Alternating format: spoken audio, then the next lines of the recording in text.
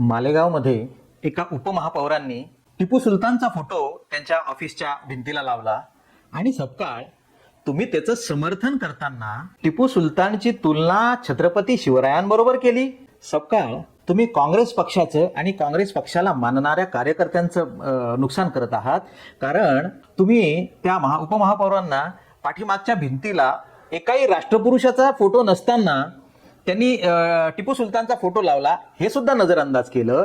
त्यापेक्षा तुम्ही असा सल्ला द्यायला हवा होता की ज्या संविधानामुळे आणि ज्या डॉक्टर बाबासाहेब आंबेडकरांमुळे बाई तू तिथे बसलीयस त्यांचा फोटो तू लाव. असे न करता बरोबर दोन समाजामध्ये तेढ निर्माण करण्यासाठी जो ट्रॅप लावण्यात आला होता त्याच्यामध्ये तुम्ही अलगद फसलात. अशा पद्धतीने यापुढे विचार न करता विधान करत जाऊ नका. याने काँग्रेस पक्षाच्या सर्वसामान्य कार्यकर्त्याचं आणि महाराष्ट्राचं नुकसान होतंय.